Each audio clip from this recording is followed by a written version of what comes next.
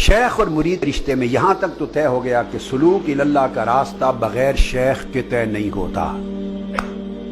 ضرورت شیخ حق ہے. جیسے آپ دنیا کا کوئی علم و فن استاذ کے بغیر نہیں سیکھ سکتے.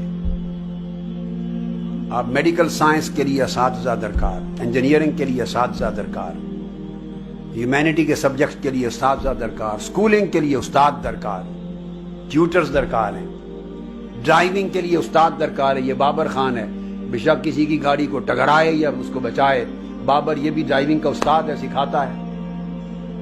اور ہر چوتھے دن اس کا جو کوئی نہ کوئی اس کا مسافر اس کا گلے پڑا ہوتا ہے، لڑائی جھگڑا کرتا ہے، لیٹ پہنچتا ہے، مگر پھر بھی استاد تو ہے.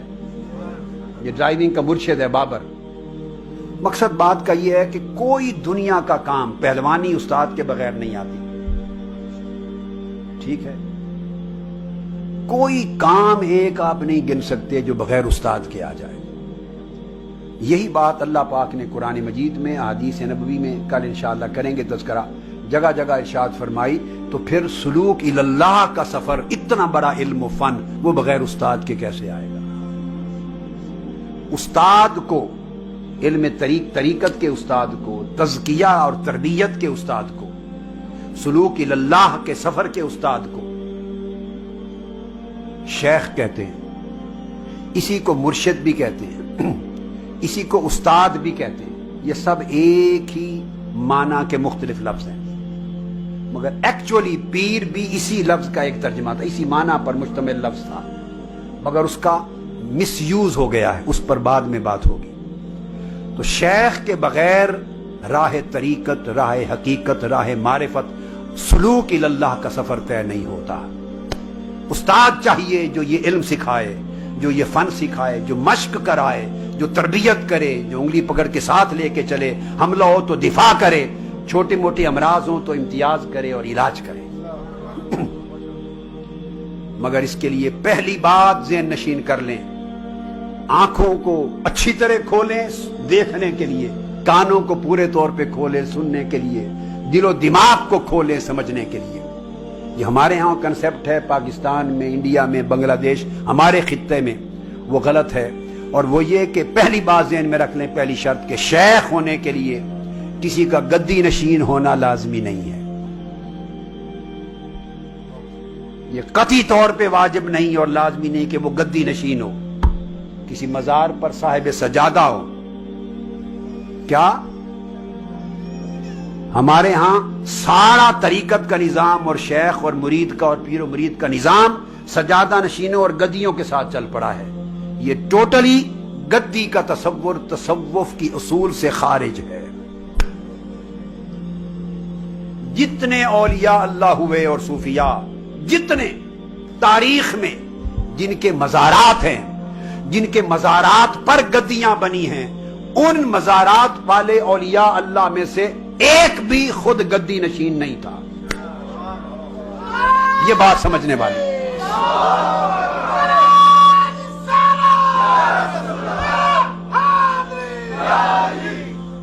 کہ حضرت سیدنا غوث العظم رضی اللہ تعالیٰ عنہ کسی گدی کے سجادہ نہ تھے. ان کے والدین کا مزار تو ایران کے صوبہ جیلان میں تھا اور شہر جیل میں تھا. حضرت موسیٰ جنگی دوست کے صاحبزادے، ان کا مزار وہاں کے پہاڑوں میں. اور حضرت امۃ الجبار ام الخیر فاطمہ ولی اللہ، ان کی والدہ محترمہ مزار جیل میں. بچپن میں بغداد چلے گئے تھے، جنگلوں میں فاقے ریاستیں مجاہدے کر کے حضرت حماس دباس کی صحبتیں اور حضرت ابو سعید المبارک المخرمی کی صحبتیں اور دیگر اساتذہ اولیاء کی صحبتوں سے مقام پر پہنچے. درست العلم حتی صرت قطبا ونلت السعد من مولا الموالی. میں نے علم کی منزلوں میں ریاستیں کی، مجاہدے کیے، علم کے درجے طے کرتا کرتا قطب اور غوث اعظم کے مقام تک جا پہنچا. تو حضور غوث پاک کی بغداد میں کوئی گدی نہ تھی، بغداد میں کوئی گدی نہ تھی. جہاں خواجہ ہند سرکار معین الدین اجمیری جیسے اولیاء اولیاؤں کے امام وہ آ کے چلے کرتے رہے، یہ کوئی گدی نشین نہ تھے. حضرت خواجہ معین الدین چشتی اجمیری رضی اللہ تعالیٰ عنہ کوئی گدی نشین نہ تھے، وہ تو سنجر سے آ کر ہند کی سرزمین دیار کفر میں آباد ہوئے تھے، اجمیر میں کوئی گدی نہ تھی۔ حضرت خواجہ قطب الدین مختیار کاکی کی کوئی گدی نہ تھی، حضرت بابا فرید الدین گنج شکر کی کوئی گدی نہ تھی، حضرت خواجہ نظام الدین اولیاء کی کوئی گدی نہ تھی۔ ان میں سے تو کوئی وسط ایشیا سے آیا تھا، کوئی ترکستان سے آیا تھا، ان کی زبانیں بھی اور تھیں۔ خواجہ اجمیر کا فیض پایا، حضرت قطب الدین مختیار کاکی کا فیض پایا، بابا فرید کا فیض پایا، اور چشمہ ولایت کے سرتاج بن گئے، امام بن گئے۔ خواجہ اجمیر کا سلسلہ قطب الدین مختیار کاکی سے چلا، یہ ان کے خاندان سے نہیں۔ قطب الدین مختیار کاکی کا فیض بابا فرید الدین گنج شکر سے چلا، ان کی اولاد سے نہیں۔ وہ دہلی میں، یہ پاک پتن میں۔ قطب الدین مختیار کاکی، حضرت بابا فرید الدین گنج شکر کا فیض پلٹ کر حضرت خواجہ نظام الدین اولیاء سے چلا، وہ پاک پتن میں تھے، یہ دہلی میں تھے، اور ان کے خاندان سے بھی نہ تھے۔ یہ حضرت مخدوم علاء الدین صابر سے چلا، وہ کلیر میں تھے، دونوں خاندان سے نہ تھے۔ ان کا فیض حضرت امیر خسرو سے چلا، ان کی اولاد نہ تھے۔ آگے ان کا فیض حضرت خواجہ محمود چراغ دہلی سے چلا، ان کا خاندان نہ تھا۔ چلتے چلتے فیض سلسلہ چشتیہ کا حضرت فخر جہاں دہلوی تک آیا، وہ کسی کے گدی نشین نہ تھے، وہ دہلی میں تھے، اور ان کے فیض سے چراغ روشن ہوا خواجہ نور محمد مہاروی رحمت اللہ علیہ کا، نہ ان کے خاندان سے نہ اولاد سے۔